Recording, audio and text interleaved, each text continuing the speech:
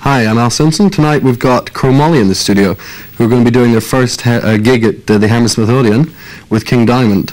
Steve, I believe you've had heart problems in the past, but you're going to be running around the Hammersmith Odeon soon. Hopefully, yeah. I've had heart problems over the last year.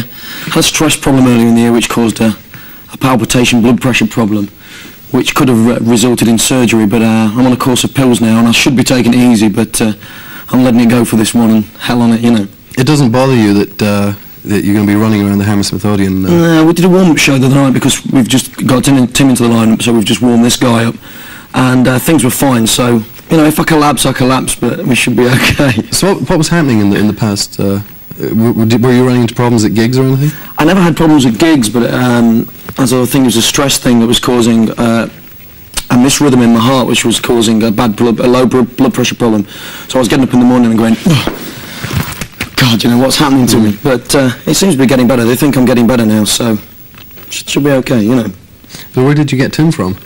Tim, well, for the last few years, our guitar roadie's been saying to me, I know this great guitar player called Tim Reed, and I was going, no way, you know, this guy can't be good.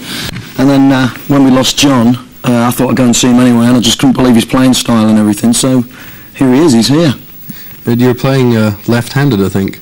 Well, yeah, I'm playing left-handed with the strings upside down, and this is about the first guitar I've been able to get what I can actually do, change everything around. It's been a hell of a lot of problems. I mean, it took me about 2 years literally to get a guitar I feel comfortable with, so this has been the new guitar. So what were you doing in the past, just taking a normal guitar and just turning it upside down? What I've done before is, like, I've tried right-handed guitars, and obviously they're strung the normal way, and I just turned it upside down and played, and that's how I learned. I didn't know I was doing anything wrong until somebody told me about a year later, and by then it was too late. Too late to learn to play properly. Yeah. So how do you feel about your second gig, I think, with Molly, and you're going to be playing the Hammersmith Odeon? It's great, you know. I mean, I'm well up for it. It's just do it. I think you've joined the band at a crucial point in their careers. They've just signed to IRS, and you've got an album coming out in January, I believe, February, mixed by Kit Wolven, no less. Yeah, Kit's done a great job. Yes, they did a terrific job to the album. We've been living with the older material quite a time, but we left into it and we came back to it and we thought, oh, I didn't realise it could sound like this, you know, it sounded, you know, really good. Pleased, yeah. What's the single going to be? Take Me On Yours, cover of the Squeeze classic, which we've got Jules playing on it on piano. Jules Holland on piano? Yeah. So that was good. Yeah. So I don't think there's too much piano on well, there is piano on the 7-inch, but on the 12-inch there's a long boogie sort of heavy metal extra mix on it. It's great. Is it much of a departure from the Molly we know from, say, Stick It Out?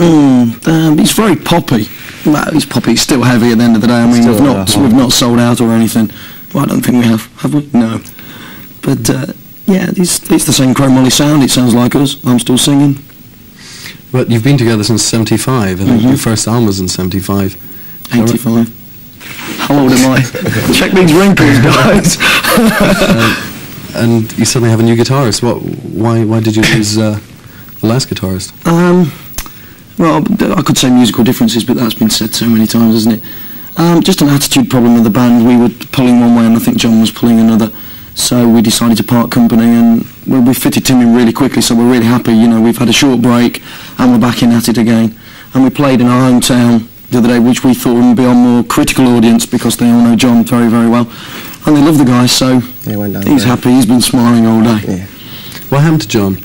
You know, was he doing much of the writing for you? Will Tim take his place writing? Tim should take his place writing easily, yes. We've been running through ideas already. I mean, a lot of the rehearsal time has been taken with Tim learning the old material, but we've been jamming through some ideas, and the new ideas that are coming out are sounding great, so we're well happy with that too. You were known as one of the new wave of British heavy metal bands, I think. Mm-hmm. And is this not a third wave of British heavy metal bands? Third or fourth, probably. Yeah. Because I think you're pretty popular on the continent, is that right? Mm-hmm. I think we've sold quite a few albums out on the continent. We never actually managed to get there to play, but that's going to be remedied in January. We're going out to Germany to do some dates in Germany, hopefully to follow through with France, and then England, and then back out to the States again with a bit of luck. Yeah, you think you also have a pretty large following on the East Coast, is that right? Yeah, we went out and did some dates in January and in March in New York, and we couldn't believe the following we picked up in such a short time. You know, it was great. So what is the band's attraction? Why is it that you have such a following? Well, from what I can see from an outsider, Outsider. coming into the band, like, it's just, their attitude is completely right. You know, they're up for it. They go out to a gig and they enjoy it. They really go for it. Yeah. It's definitely enjoyment level. Everybody has a lot of fun, and that's the whole idea, isn't it? With good songs, melody. It's great. You're known as a bit of a wild man, Steve. Not the wild man of rock in the Ozzy Osbourne sense. You're quite clean living as far as I know, but Very clean. I've seen you at gigs run into an audience and lift people and drag them on stage and generally throw yourself around. Yeah, it just makes the audience feel involved as if they're a part of the show.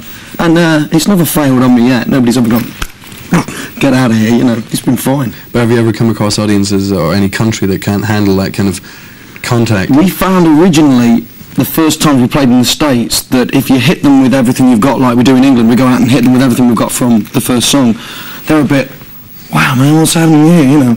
So we found that to lay back into the first couple of numbers and they get used to their band, and then hit them with everything from about the third number, and then they go, "This is it, we're here," you know. Okay, thank you. Thanks. I'll do. Perfect. All right. Great. Thank you. That's 6 minutes.